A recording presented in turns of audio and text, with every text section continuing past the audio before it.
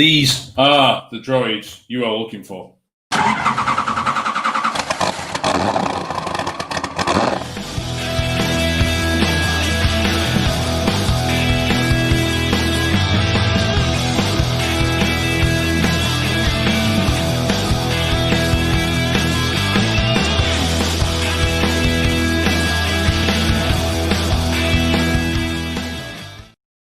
Hi guys, welcome to the show. I'm Mick. This is Colin. Colin, how are you, my friend? Very good, my friend. Good stuff. So today the show is all about droids, 3D printing your own droids, building your own droids, having your own droids. Hey, let's change the camera angle. Sat on your kitchen table, taking up your kitchen and other various rooms in your house. But yeah, this is what the show's about this week. So great. So I'm going to tell you a little bit about us, Stars and Cars Events, and what it is we do. Here's our trailer. Stars and Cars is the largest display of movie and TV replica vehicles in the United Kingdom, hosting your favorite iconic vehicles from both the big and small screen. We also have dozens of professional characters on hand for you to interact with. Not enough for you? Well, we then throw in a selection of props and sets for you to grab photos with. And finally, we top it off with a huge selection of traders for you to fulfill all your geeky needs. The icing on the cake? Every penny of profit from our event goes to our chosen charity, Darien House Children's Hospice. So our charity is Darien House Children's Hospice. They're based in Chorley in Lancashire. They provide respite and care for children with life-limiting or life-shortening conditions. To do that, it cost them £4.8 million this year alone, and that hasn't changed with everything that's going on in the background. So we've had to cancel our event this year. We postponed it and moved it to next year. Last year we made around £29,000 for the charity. So we're trying to do these shows to try and make up a bit of cash to help them out as best we can. So, Colin, let's get on with the show. Guys, anyone who's got any questions out there for our guests tonight, so we've got some great guests tonight. We're going to talk all droid-related stuff, 3D printed stuff. Fire your questions in the comments over for these guys. Do you like to talk? Do you want to hear your questions? Colin, over to you. Thanks, my friend. Yeah, as Mick relayed there, we're trying to raise as much cash as we can for Darien House Children's Hospice, and the way we do that on a weekly basis is that we have a raffle prize. Now, this week we have kindly been donated a R2-D2. This is the 40th anniversary figure from the new line of Black Series figures from Hasbro. These are very, very cool. Probably the best Star Wars figures you could get in a reasonable budget. And we have got one now courtesy of our friends at Geeky Nerd Toys, and we'll have a link on the page shortly. But yeah, basically to get involved in that raffle with a chance of winning that quite amazing prize, we all you need to do is make a £2 donation on our Just Giving page with the link on the screen. Jump on, make a donation. Multiple donations of £2 will get you multiple entries into that raffle, and you can win that amazing prize. Not just that though, we've also got a set of 3D print files which are available and been kindly donated by one of our guests this evening, and that will help you build your own little mini droid, and we'll have some pictures of that later on in the show. Right, so we're going to firstly talk to our first guest. Now, this is amazing guy.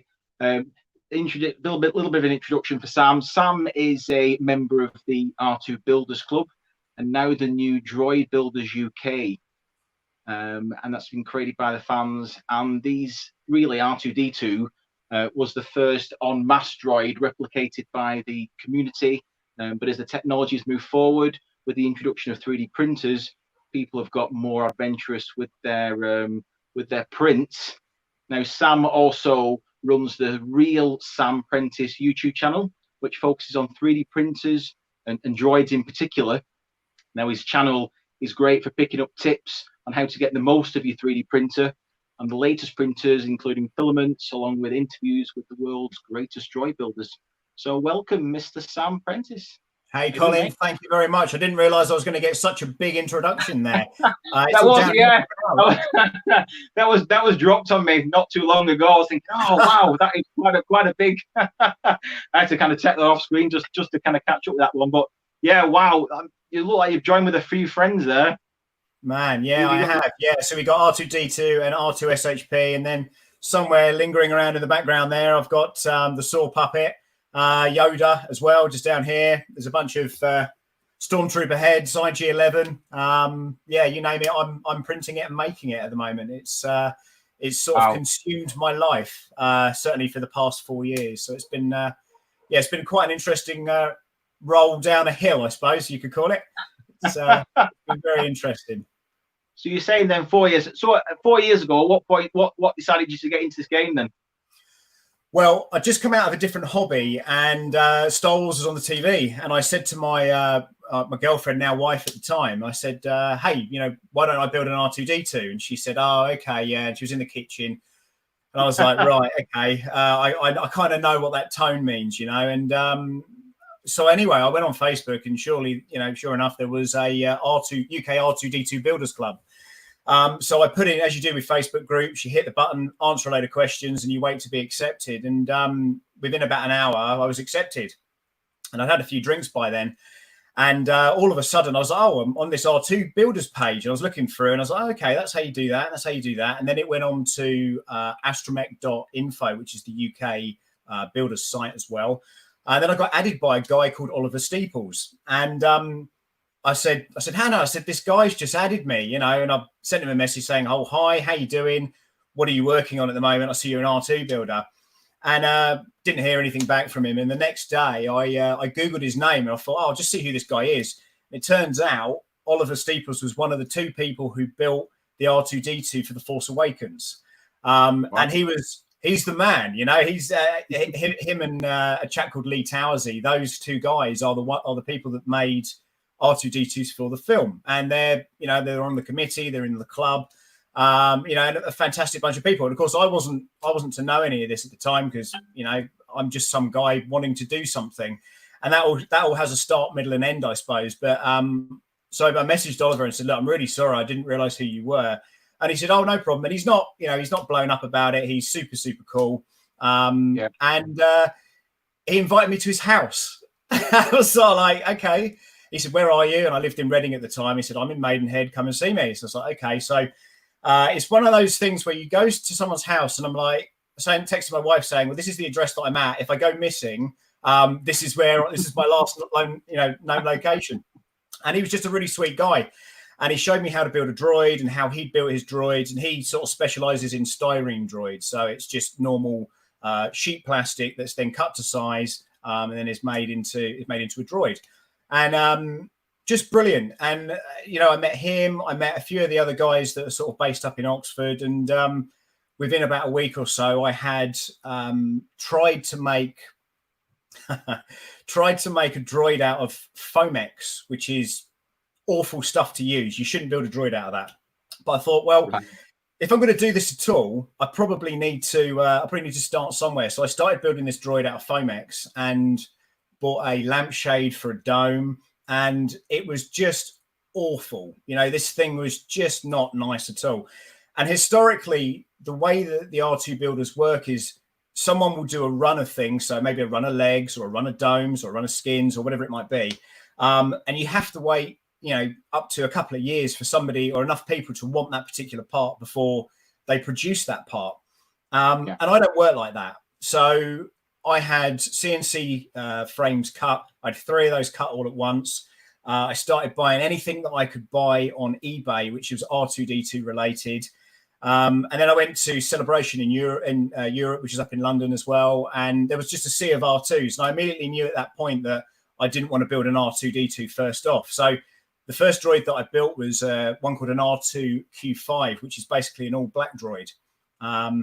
And that took me about 9 months to build. And he was made of wood, styrene, a few 3D printed parts, which is how I actually met Michael Baddeley, who's a bit of a 3D printing CAD genius now. And again, that was about 4 years ago. So I got this droid together and built it on 2 legs and took it to an event, which is where I first met Lee Towersey, and God knows how that guy's even still talking to me, because it was just such a shocker of a droid at that point.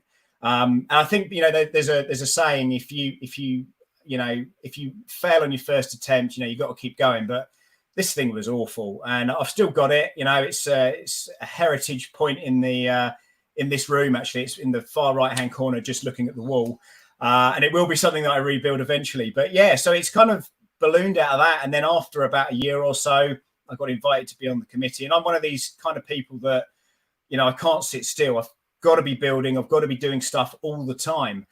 And what happened with that build is it was super, super quick at the time, because there was you couldn't 3D print a dome. Those files just weren't available, and printers weren't big enough to do that. And it's only in the last few years that's really sort of become a thing.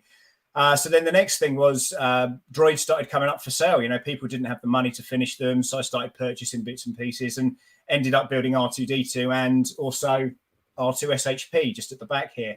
And again, you know, with the way that the R2 builders work, if you build something that is as good as it gets using the parts that the club are, you know, making or providing, or you make them yourself or print them or whatever it is, if you make something that's good enough to perhaps be a red carpet event or a TV program, and they call that tier 2 droid. So it's as close as you can possibly get to the real thing. Right, that's very cool. And just obviously, there's a lot of people watching this who don't know how to build a droid or wouldn't know where to start. And obviously, joining the club would be obviously the best advice to get the right advice. Certainly, I mean, same with the costume world. You kind of usually go to the experts first, so you don't make any mistakes or any waste any money that way. But just to kind of give it, we've got some pictures here actually on the screen. A little bit about. Yeah. So that was my first workshop. That was the one of the first wooden frames. It's called a Senna frame that I built. Oh, there you go. That's the styrene. That's the styrene frame. This was just a shocker. Look at the state of it. It looks like a Dalek gone wrong. I mean, God knows what I was thinking. That's a Lee Towersey aluminium dome that I was painting black. And again, this is back to the lampshade version that I did. I ended up actually using that lampshade in the living room in that house. Again, 2 metal droids that I was building. It sort of takes over your life, this thing. So if you've got a partner that doesn't like mess, doesn't like you cutting stuff on your kitchen table, doesn't like a huge number of droids, this probably isn't the hobby for you. And you can throw money at this. I mean, some of the droids can come in 15,000, 16,000 pounds. You can make stuff that's a lot cheaper than that. You know, the 3D printing world has opened us up. That's actually me as a stormtrooper in Belgium. And that was my first ever event with R2Q5, which was the Pozu shoe launch. That was Elstree Comic-Con with my chopper droid as well. And this was also in Belgium. This is a lot of builders throughout Europe that come together at a Comic-Con called FAX. This was one of my big events at Oxford University Comic-Con, I think it was. And again, you know, these droids really, really pull in the punters. They're an attractive thing for people to see. And, you know, part of the allure to it, I guess, is, you know, people not seeing where the control is. And then all of a sudden you get that little bit of head movement, or they don't realize that it's got sounds, or they don't realize that it's going to chase after them. So it's, you know, it's quite an interesting hobby. But yeah, I mean, the way to join it, I'd certainly start 100% on the builders group, which is the UK R2D2 builders group. astromech.info, astromech.net, which is the US site as well. And bide your time. The best people in this group now are the people that sit there for 6 months and a year looking at how other people are doing this. If you throw money at it, that's not the way to do it, because you'll end up with 5 or 6 different droids for different parts. And time again, I'm talking to people all the time about this. And I had a guy come around the other day, and I feel really sorry for him because he's bought printers that don't work. He's bought parts that don't fit to other things. And you just go through the motion. And, you know, there's so many different options out there right now. 4 years ago, we didn't have the 3D printing option. And there's hundreds and hundreds of people now getting on that bandwagon, printing the droids out. These 2 here are aluminium and steel and all metal droids. I don't think there's too many 3D printed parts on these ones. But other stuff I do is mainly around the kind of 3D printing stuff. So Baby Yoda here, for example, I've got a Dio, the saw puppet in the background there, and the majority of all the other bits and pieces that I do, finishing props and things like that is a real interest for me. So it's one of those hobbies. I don't normally spend too much time in these hobbies, but the R2 builders and what comes off the back of that seem to be a hobby that kind of grows with you. And again, I'm involved with all sorts of things, including our big event for the year is Droid Builders UK. So UK R2 Builders Club, we had a R2 UK event. We had 2 events over the last couple of years. We're going to rebrand to try and encompass all the other types of droids that are out there. And we've met a lot of new people through that. There's a chap who has a site called Droid Division, and his name's Dave. Amazing artist, CAD files galore. Very, very similar to sort of Michael Baddeley and what he's trying to achieve with his stuff. And, again, this R2 UK grew. We rebranded to Droid Builders UK for this year. And unfortunately, due to COVID-19, we haven't been able to make that go ahead, which is on August the 1st. So instead of that, we're actually doing an online thing. So myself and Lee Towsey are hosting a whole day of droid building. We've got races. We've got all sorts of weird and wonderful things that's coming up on the site quite soon. So I'm really, really pleased. Again, like yourselves, we're raising money for charity. And, this hobby is very much all about that. It's, you put into it and it's all about making people smile. And, that's really the aim of this whole thing. If you think you can come into this and make hundreds of thousands of pounds and sell droids and all that kind of stuff, that just isn't the way that this works. It's you got to have some love for it and very patient partners. So there. there's just obviously something that there's some cool events that you've done. We're aware of some other events that you've done that you can't tell us too much about. Can you give us any hints on what those were, what the involvement of those was? No, not really. The thing is with that, right? If you know, and let's just put it this way. I've had in this hobby, it's changed my life completely. I've met some incredible people. I've been part of some amazing events, absolutely brilliant events that you just never thought would ever be a thing. I've hung out with some amazing people, celebrities, and you meet all sorts of different people. And that's not the same for everybody. Everybody has a different experience in these hobbies. And I guess because of my loud mouth, maybe I've managed to sort of push myself through to doing these things. But if nothing else, I'm certainly determined. And when it came down to getting an R2 ready for Christmas and the new film coming out and doing PR and promotion, I hadn't built an R2-D2, and this one came along. I had it for a year, just sitting in parts, and we just didn't have enough R2s in the club at the time that were finished at this sort of standard to kind of make these events work. So I dug in, we got it cleared down, and I think that build was about 6 months. And again, it's all metal. It weighs about 40, 50, 60 kilos, something like that. 50, 60 kilos, I'd say. Again, it's all metal. The electronics and stuff are all from the States. The dome was from Lee. And again, if you join the forum, you'll see all these different builds that are going on. Various people within the club have the skills to make this kind of stuff. And, if that's not your thing, then, maybe printing it. And again, the other thing with that is if you print something or if you build something, you've got to kind of have an end goal for it. So I just wanted to build something for the corner of the room because that's kind of cool, right? But it's sort of turned into a bit of an obsession now. So but I'm still married, so every cloud. That's cool. Mick, have we got any questions? Mine is the main one, Sam. Obviously, as you're saying, time is not your friend in these things, and people have silly droids on the kitchen table, and it isn't a good thing. You've got to have very patient partners, shall we say. But like I said, time is the main thing. You hit the nail on the head there. If people think that they can just get these files or, and just get printing, it's just not going to happen, right? It doesn't work like that. You've just got to plow time. And when do you ever finish a build? What's the longest build you've started work on and then completed? What's the longest time you've taken to build a droid? I guess, most of my builds are well under a year, but I think that's down to me being the kind of person that I am. I just can't let things go. And unfortunately, I'm one of those, I'm bad for this, but I'll just throw money at something. And, if I go to the bank and draw money out and they say, oh, what's this for? Is it for a car? And I'm going, No, you know the film Star Wars, yeah, R2-D2, and it's parts or it's But if you're going to go metal, it's probably the most expensive way to do this. But they are bulletproof. There are cheaper ways of doing it. Certainly styrene, 3D printing, wood. There's various types of builds. And the thing is, once they're painted up and stuff, you won't know the difference either. So when the public actually see these, they're blown away. You become a little bit desensitized to all this as well. But you're right. When you have these in your house all the time and the gas man pops around and he's like, oh my God, it's an R2. And you either get one or two types of people. You either get the people that are really into it or like the people that are like, why is that there? And again, chalk and cheese, isn't it? It is. And like I said, people, like I said, I can look at all the droids behind you and I'm like, that's cool. They're cool. But to me, like I said, you're desensitized to it, where the people who are watching will see that and they'll be freaking out. But it's amazing. We got a question in from Jamie Cox.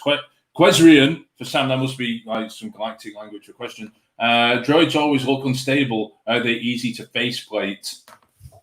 Yeah, okay. That's I know that guy actually. He's never built a droid before, I don't think, or he's certainly not finished one, Jamie? Anyway, yeah. So I don't know if I sent you the footage. I've got a bit of a reputation for tipping droids over. The only one actually that I haven't tipped over is my R2-D2, but the blue one did a face plant, and the Q5 did a face plant as well. And I face planted the only ALT droid in the world that somebody has built, and smashed the hell out of it, and then spent several weeks repairing it afterwards. And it wasn't even my droid. So the last thing he said as he handed me the control was, "Don't break it." And I went, "No, I won't." And off it went, smash on the floor. And I think I was quite lucky, I think, on that day, because the guy that I'm hugely embarrassed by the whole thing, of course, but we kind of made amends, and we're still very, very good friends. So, if you break it, you got to fix it. Did you fix that yourself then? Yeah, I did. Yeah. And there's a sticker inside there that says previously broken by Sam Prentice. Oh, no, I like that. So that's a warning to all droid owners out there. Do not hand your remote to this guy. No, don't do that. Definitely not. Yeah, I got a lot of flack from that. But you know what? I'm still here and I'm still doing it, right? So yeah, there you go. So how much, while on lockdown and that's been going on, Sam, how much filament have you used? How much printing have you been doing? Oh God, I must have got through 20 kilos or so. I don't know if I can show you, but I've got a full 3PO here on to my left as well. I'm doing a light project at the moment. You'll see these lights in the background here. This is a 3D printed faceplate, and basically the 12mm LEDs basically go inside of these. And I'm building a huge 50 block wall possibly for the Droid Builders event as well. And the idea with that is you can program individually all the lights, and you can have a whole kind of light show. And it's just something that's not droids for a change. And it's quite nice to be part of another group that's got nothing to do with droid building. But of course, by nature of things, it comes out and people see what I'm up to, and people get very excited. Because it looks like Sam, like you don't have a lot of time on your hands. So join another group, build something else, obviously, because you've got nothing else to do. Exactly. So I just figured it'd be, and then the YouTube on top of it, and it takes a day to edit the videos down, and yeah. I mean, it's time is the biggest commodity, and I spent I put two videos out yesterday. And one of them was about the Creality CR10 issues that lots and lots of people have. A buddy of mine gave me two of his printers, which I went out to fix, and I spent all day fixing these things. One of them worked okay. The other one, however, it just wouldn't work. And he turned up here about 8 o'clock and went, "Oh yeah, I've had a problem with the motherboard on that. It's the motherboard." And I'm going, "Oh my God, I've spent all day on this." And again, it's time. It's so valuable. And if you don't have the time to put into this, but some people take 10 years to build a droid. So, it's... Why are you having a dig at me live on my channel, having a dig? But yeah, thanks for that. Probably is going to be something like that. Colin likes that one. Thank you for that, Sam. Really appreciate it. So tell us a bit more about the Droid Builders UK. So obviously, as I was explaining to Colin, the R2 Builders, as time has gone on and people are starting to build more stuff, the R2 Builders Club, focusing on R2, but then we have a Wally Builders Club, and there's a DO Owners Club and a BD1 Owners. So you've got all these other owners clubs. So you've brought them all together, right? And you've got an event coming up, right? That's exactly right, yes. The 1st of August starts at 10 a.m. Myself and Lee Towsey are playing host to the whole day of festivities that we're going to be getting involved with. And there's going to be builders workshops. interviews. We've got a load of really, really cool people involved with this, and of celebrity stature. We've reached out to a lot of people. We've been very, very busy, and I think it's 42 days, I think, until the event. And again, tomorrow I'm doing more meetings and, making sure we've got enough footage down and all that kind of craziness. But, the R2 Builders Club is, and these events are by the builders for the builders. So if you're interested in building an R2 R2 droid or any type of droid, in fact, that's going to be the place to be. It's R2 Builders on Facebook, and then Droid Builders UK on Facebook as well. And you can find us there. But you're right. It's about bringing all those robots together. And people, the big misunderstanding with the R2 builders is we're quite open to anything. You really are. But then you start seeing Johnny 5 coming out. You start seeing Wally. You start seeing all these different types of droids and different methods. And bringing these great minds together is certainly key. So, we're having a lot of fun with doing what we're doing anyway. Yeah, it's great. So, Sam, we'll touch a bit more later. But, for anyone who's interested, head over to Droid Builders UK over on Facebook.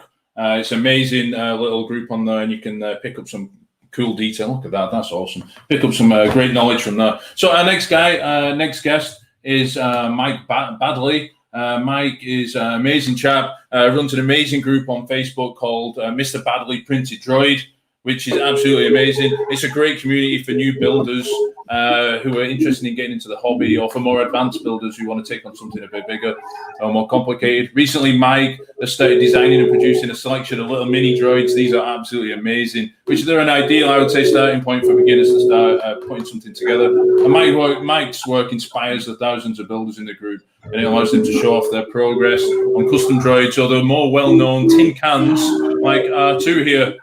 So, Mike, thanks for joining us, mate. It's great to see you. With another standard background for you guys, are just full of droids. How much printing have you been up to over the lockdown, Mike? Oh, huge amounts. I've probably doubled Sam's filament count. I'm at least probably 40 reels. There's been a real issue, I think, as anybody who 3D prints knows, in getting a hold of filament, because a lot of it is obviously produced in China and shipped across. So I've been trying to get it from beg, borrow, steal, and using my own stock. So because we've got to print these kind of things, you've got to keep making little robots and little friends that we've got that can sort of kick around here. So yeah, that's awesome. What are your experiences, Mike? Like before you started doing all this, how did you get into it? So apart from how you like Star Wars, that's how I got into it. What did you do? What did you do at school or at college or something? Was your big focus on electronics or design or crafts or something like that? Yeah, I mean, background is I used to be an engineer from repairing equipment, photocopiers, printers, and all that kind of stuff. So I've got a good electromechanical background. I'm also got the curiosity of a 3-year-old. So kind of if anything comes up, I've got to know how it worked. I spent my youth taking toothpaste apart so I could see how it got stripes. It's that kind of mentality. And then what happened is I kind of fell into the world of 3D printing because I moved on from doing technical things at work and started to work more in kind of planning side of things. And I worked for a technology company, and I was kind of looking at what was the next few years, things that were going to influence and change the world. And I stumbled across 3D printing. We got a 3D printer, I started to play with it, and today it still blows my mind. How you can. I understand how printers print pieces of paper, but how you can model and create something and then suddenly you physically got it, and it moves and it works, and you just think, and it's, this is from when I was probably similar to yourself, when you're 8 and 9-year-old and you're making things out of cardboard and gluing stuff together, and it kind of, in your mind, it looks fantastic, but obviously it's a cardboard stuff.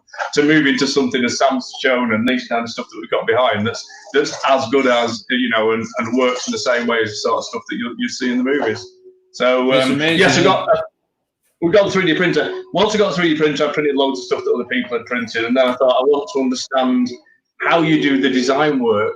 And this is the defining decision that I made. I thought, I know what I'll do. I'll do the dome of R2-D2. And the reason I chose the dome of R2-D2 is I thought, it's a ball that you cut in half. How hard can that be? So what I did is I designed this thing. I found some blueprints, just Googling on the internet, and printed. And I printed a pretty good R2-D2 dome from these. and I stuck it onto a website called Thingiverse, which is where all of these 3D prints are hosted.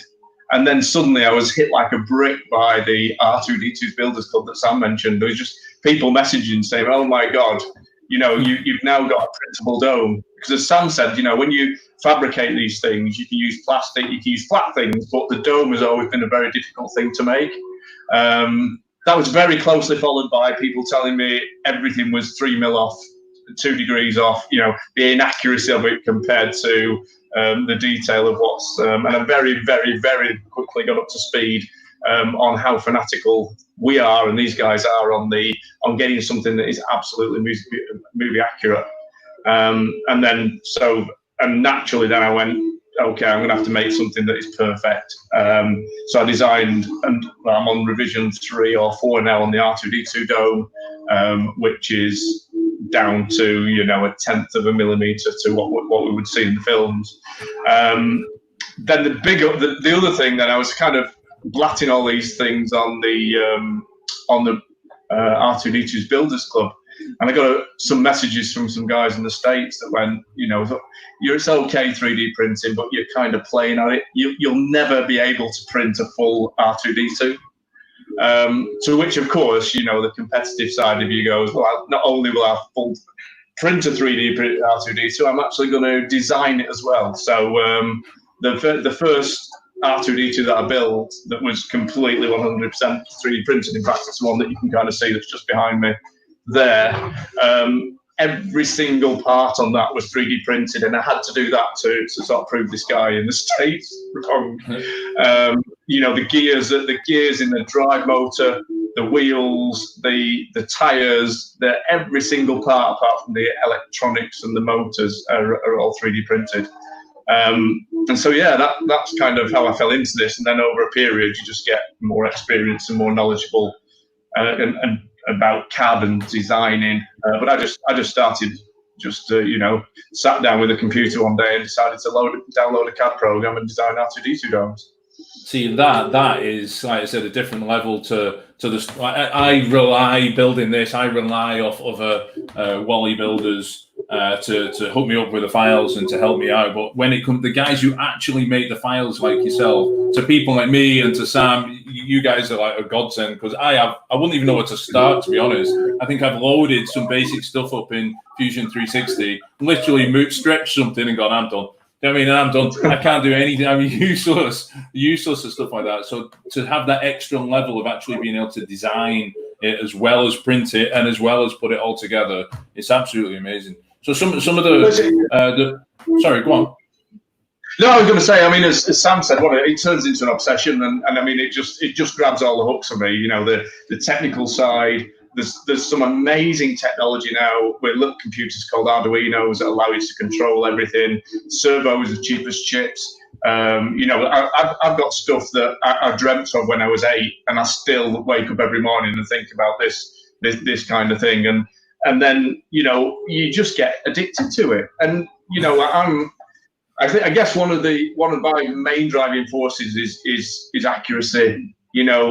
And I was taught this by R2-D2 Builders Group, because they were very fortunate to have a good working relationship with Lucasfilm, and they had access to the original props, and they measured these things down to a millimeter. So, there's a lot of the things that I design now, I'll go right back to the source material, and it's forensic. You grab in screen captures, movie clips.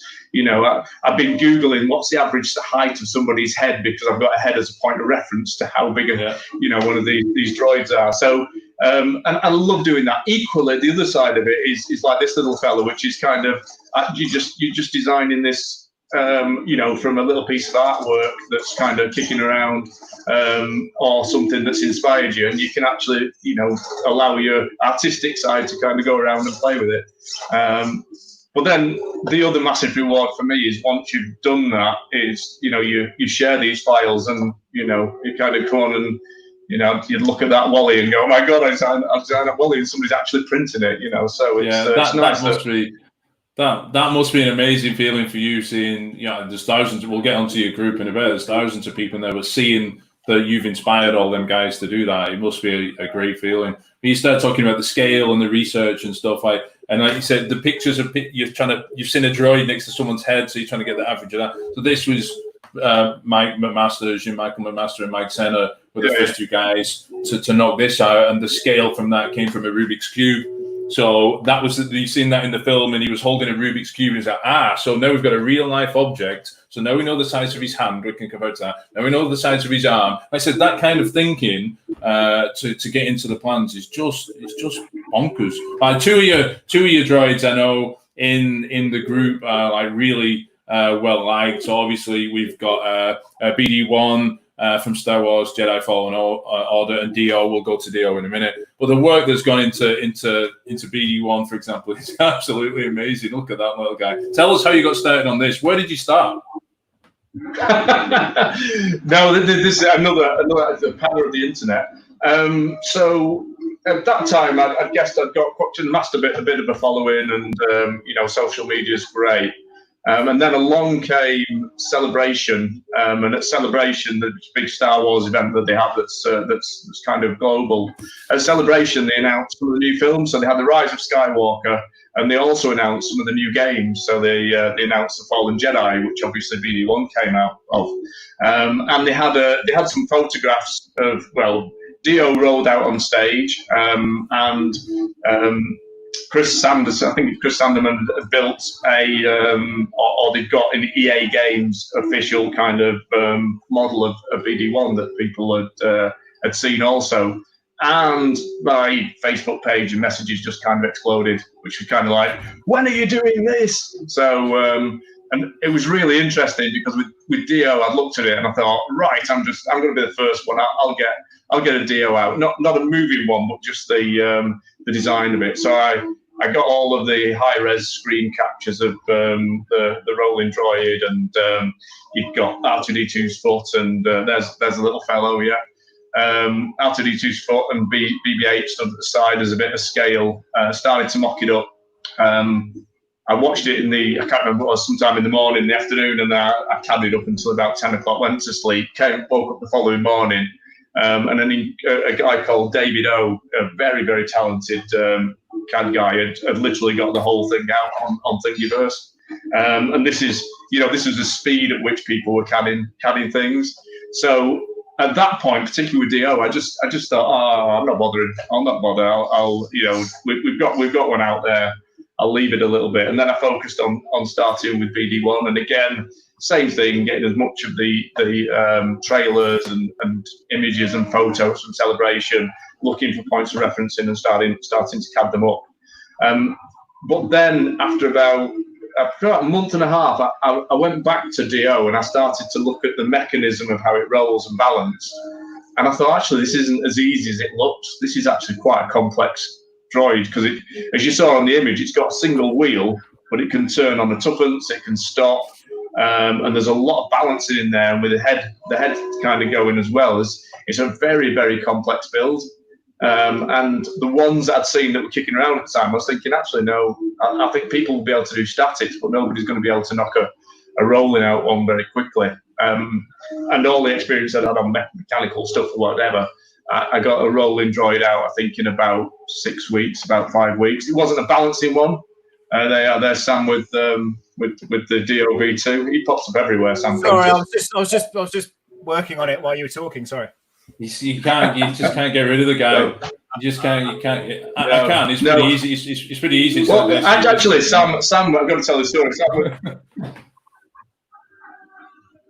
oh, there you go. Join him back. Go on. Yes, there. A little story. Sam was the first person in the R2-D2 build. Sam was the first person in the R2-D2's Builders Club that I'd actually met. I was doing some CAD work, and I got a message off Sam and said, I think he needed a gear for the dome at the time, and I'd literally just gone to bed, and I thought, it's only 2 minutes job, so I got up, I redid the CAD for him, and I sent the CAD across to him, and he was like, oh, fantastic. At this point, I'd not met anybody, and we got chatting, and he was actually, whilst he lives on quite a distance from me, he was getting married somewhere quite close to where I am.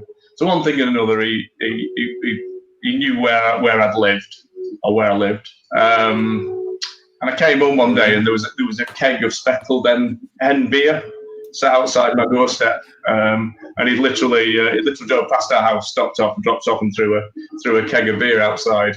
And then we had a bit of a conversation, I think, in the garden. And that's where I thought, actually, do you know what? And I take it back now, but I thought, these R2-D2 guys are quite normal when I met Sam. God knows why I thought he was normal. But, Wow. And then I was introduced to the wider group. So yeah, it was good meeting Sam.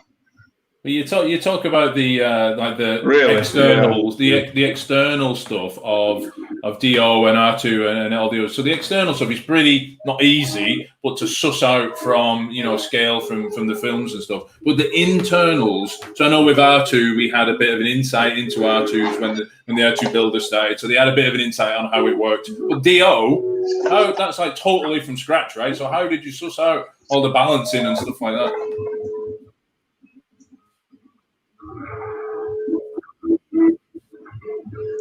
Do you get that, Mike?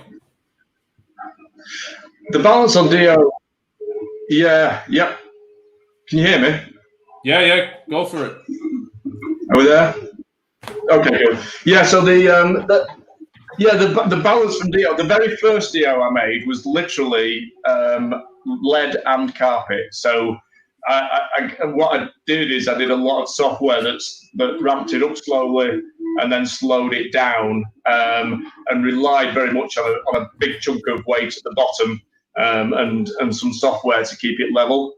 And that's why I got that one out very, very quickly, and it worked quite well actually. It was quite a good build.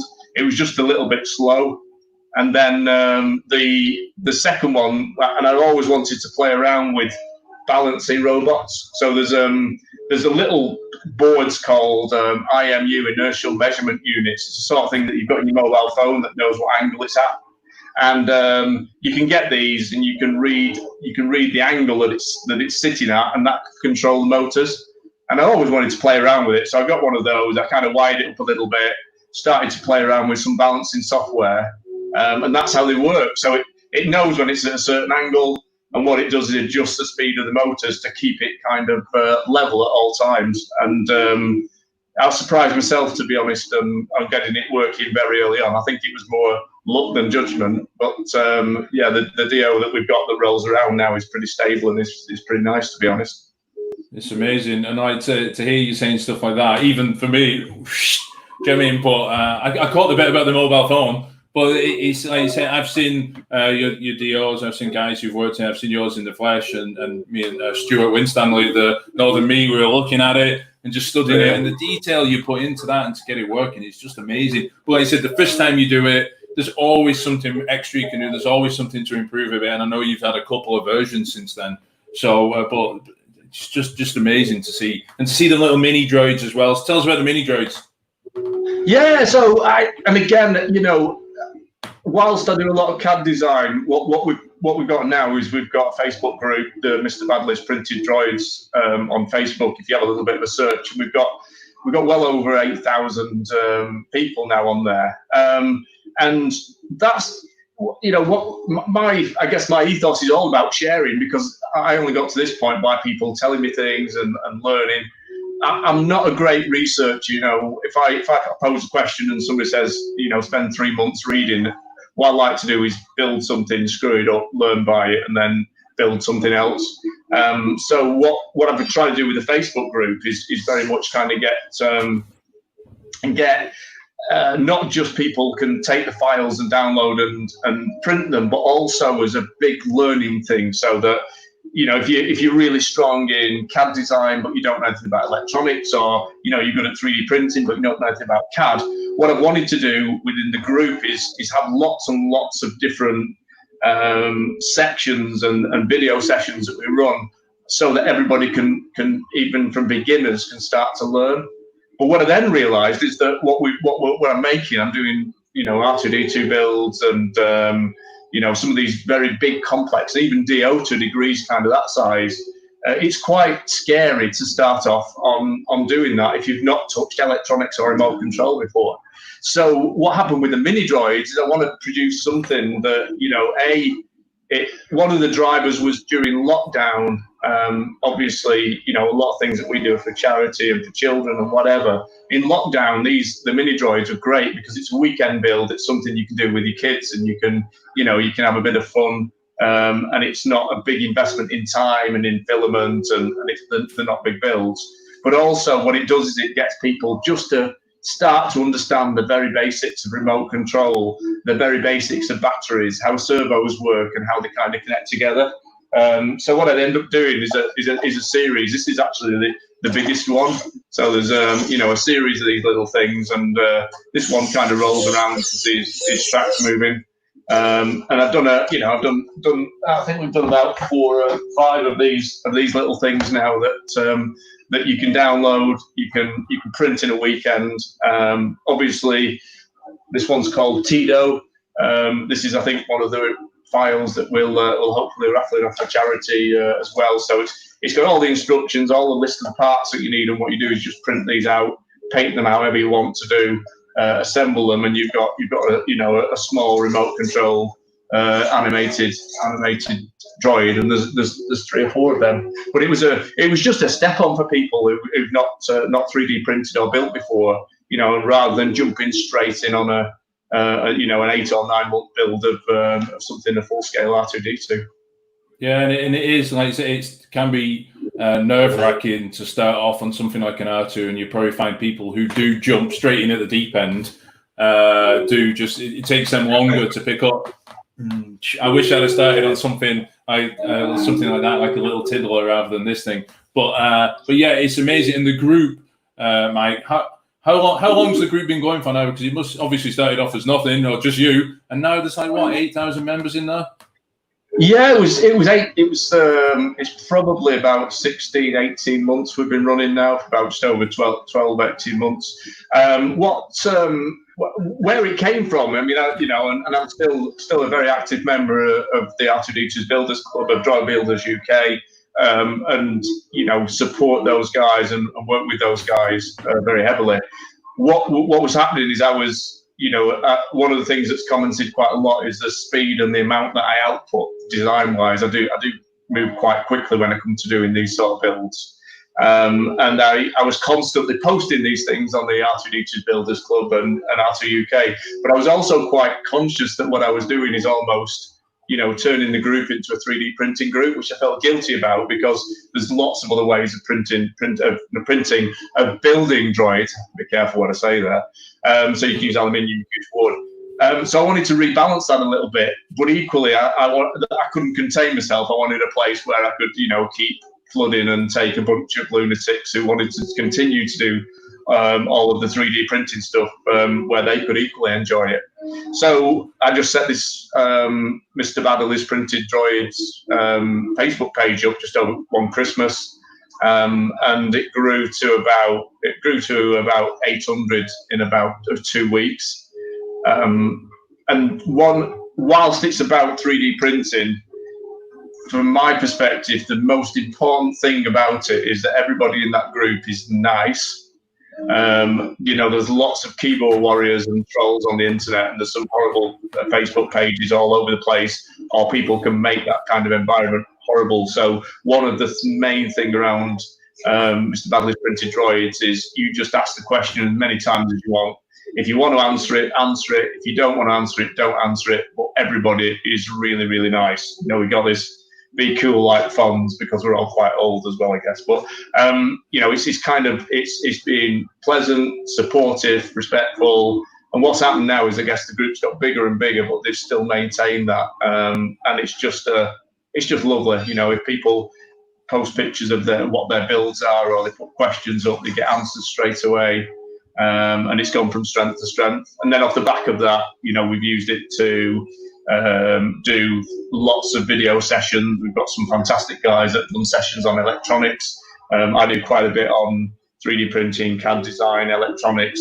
I'm literally taking somebody who's not touched things ever and said, come on, have a little play and just take you through the first 5, 6, 7 steps.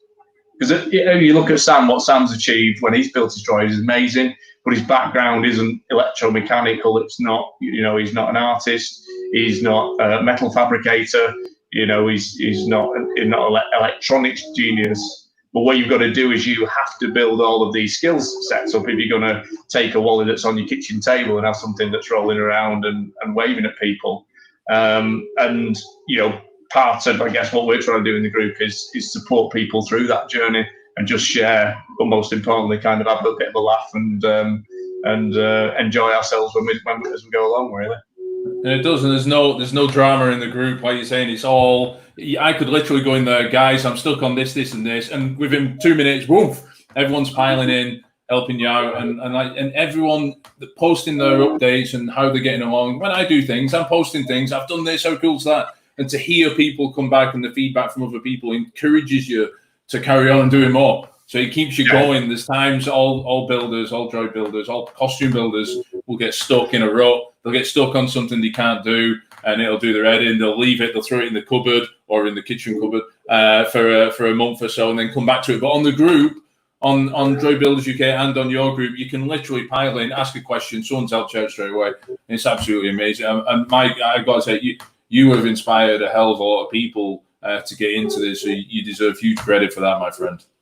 No, they're a lovely group. They're a lovely group, and again, you know, it's what I quite like about the group is that, you know, from my perspective, I am there purely to support that group. I'm not there to lead it. I'm not there to control it. I'm there to help and to get everybody to have a sort of a voice in that group. Yeah, I've seen, you know, I think we've all seen other groups, clubs, all sorts of stuff where you end up with egos and a leadership team and, you know, kind of a council and all of these kind of stuff, and I'm trying to keep it away from that it's just a bunch of, you know, it's a bunch of middle-aged men and women that are building toy robots for fun. Let's keep it all in perspective and enjoying it. Exactly. A bunch of 25-year-old guys building stuff. So tell us about your Patreon as well. So your Patreon is part of your group. It's amazing. I'm a member of it. Yeah, absolutely. So there's a bunch of stuff that's in the open share that people, you know, I do share quite a lot of stuff that people can just print if they want to. What we've got within the Patreon again came out of request from the group, which kind of doing some fantastic stuff. Have you ever thought about starting a Patreon? To which my response was yes. I'm just doing it now. No idea what Patreon was when I said that. I look back in the background, and basically what Patreon is it's something that you can subscribe to support people that are creating things. So I set a Patreon group up. We've got a hell of a lot of subscribers now. You know, when you watch some of the Patreon groups, they kind of have these tiers where you can come in at different levels. With mine, you know, my tier one, which is the entry one's $1 a month. To me, it's kind of somebody just saying, you know what you've done is really good. Here, let me buy you a beer. You know, but what it does from my perspective is it lets me kind of buy a load of electronics to test and then find out that half of them doesn't. You know, it starts to fund what otherwise may well destroy marriages and end up me having a slightly different house than my wife. So, you know, it's been amazing, and it's also, I've always tried to keep it as a voluntary and honesty box type approach, you know, rather than using it as a bit of a paywall for some of the stuff that you produce. So again, you know, if people want to go and build R2-D2 or 3D print R2-D2, the files are there, just like the R2-D2's Builders Club for people to do that. But it's just been, to me, you know, it's a bit like it kind of restores your faith in that the world's a lovely place. But my world's a lovely place. I've got, you know, I drop onto Facebook every day and loads of people being nice to everybody and everybody's supporting everybody. So what we did, I don't know if you did, we did drinks and droids as well, which is another thing that we've done within the group, which has been phenomenal. And that was again coming out of the situation that we're in with COVID. How do you bring that community together?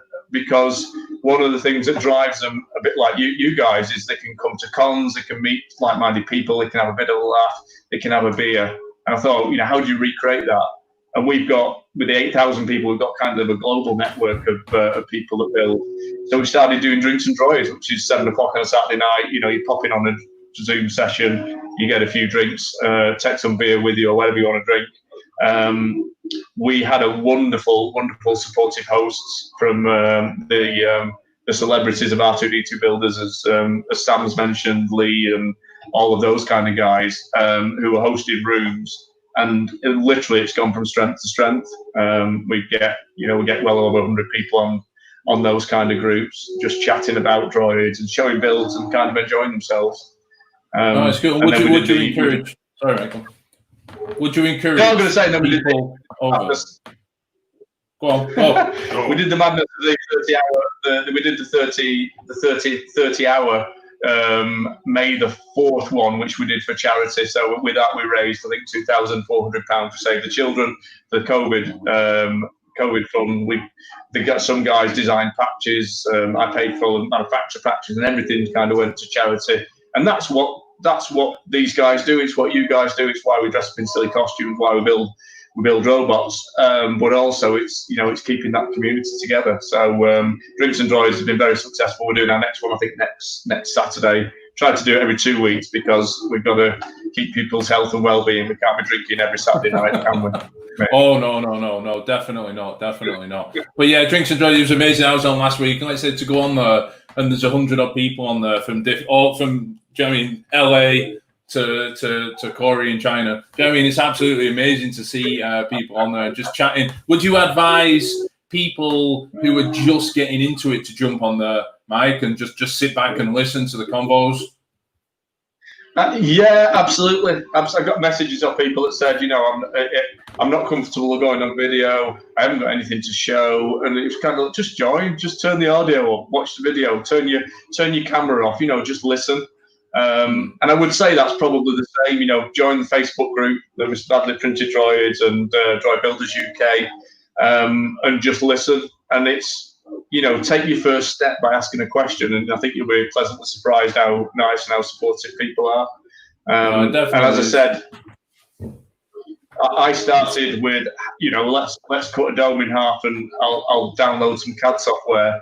Sam started, by just getting some styrene and decided he's going to build an R2-D2. So the guys that are doing it, everybody starts on those first steps of, hey, we'll just do it. So if you want to have a go, join and have a chat with people. It is, and that is how you jump in, how to start on these kind of things. You literally do have to jump in, but try and do it at the shallow end rather than the deep end. So guys, head on over to Mr. Baddeley Printed Droid if you're interested in checking it out, interested in starting, having a look at building your own droid. Start little, or just jump right in there. So guys, thanks for joining us. I think we've got a couple of questions. Here we go. There's some really cool questions. So Stephen Finch, a guy who supports us quite a lot, another Indiana Jones guy. He does our James Bond our events. I love this. I'm going to try and get my R2 moving finally. Stephen, join the group. Join some of these guys' groups. Absolutely amazing. So here's a good one. Look at this. Helen McWilliams, late to the party, but my 6-year-old son and I are fascinated. Thank you for doing this. Helen, there's no limitations either. Join the group. Join Michael's group. Join Sam's group. Have a good look around. So there's some really cool ones. Here we go. This is a good one. I think this is aimed at you. This is aimed at you, Mike. Where's it gone now? One of my fellow Wally building friends. Ask him where he got his droid T-shirt. This one, yeah. So this again. One of the things we came up with is we decided to do a pack of playing cards, which was a printed 52 cards with images of all of everybody's droids on the group. So they all sent photos across. An incredibly talented guy called Ryan over in the States actually designed the back cover for the playing cards, which is Mr. Baddeley's Printed Droid. So I ended up having these T-shirts made as well. So yeah, we've got one of the very early blueprints of the original R2-D2, and then some sort of cool stuff at the bottom. But yeah, it was originally the back of playing cards. He was recreating obviously the playing cards with the like technical ones with bicycles on the back. So he was trying to recreate that for R2-D2. But yeah, we have them for sale. They're in the Mr. Baddeley's merchandise shop, I think, if you do want one of these weird T-shirts. Baddeley's merchandise shop. I like that. He's got his own shop. This guy's going global. Tim Hebel, Mr. Baddeley's designs are awesome. I printed 2 full-size astromechs and working on a 3rd. Do you know this guy, Mike?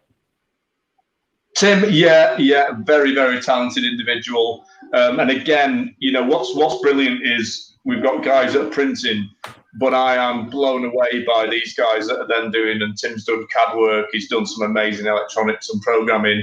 What they do is they take what you've done and then they add the next and the next layers on top of it. So, and this is the magic of the group. You know, you stick a load of brains together, however weird they are, collectively across the globe, and suddenly magic occurs.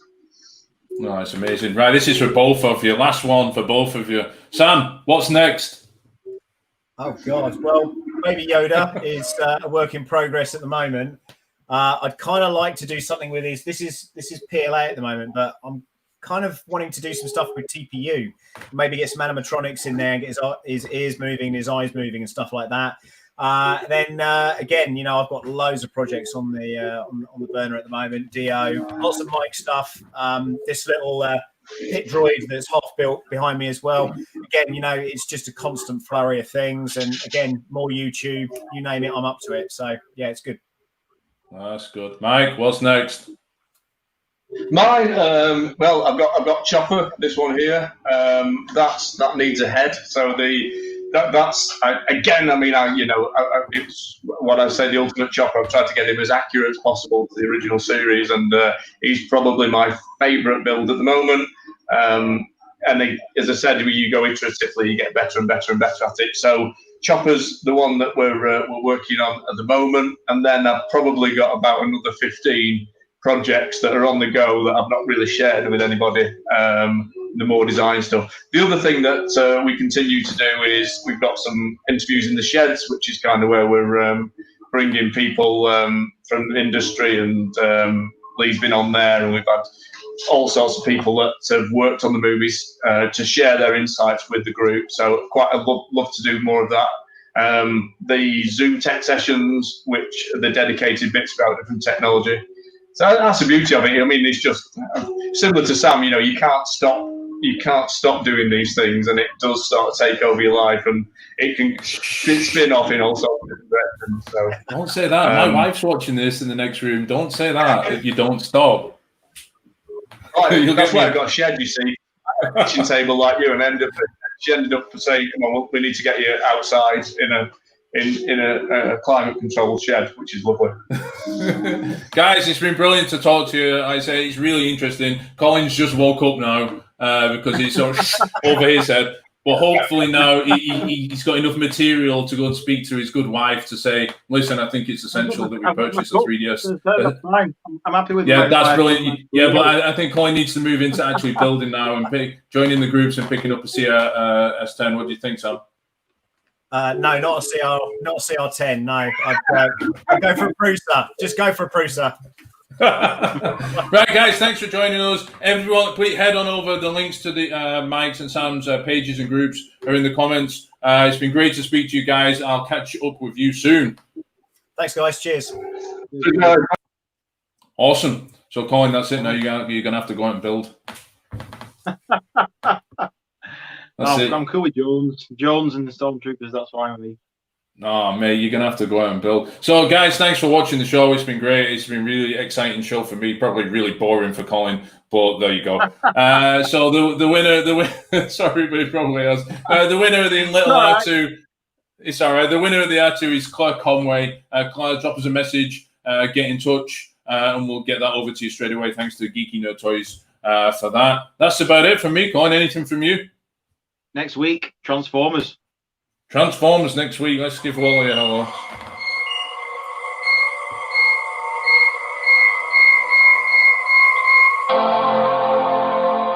There you go. That's what 2 years of effort and grief and endless amounts of money gets you. So next week we're talking Transformers, particularly Bumblebee.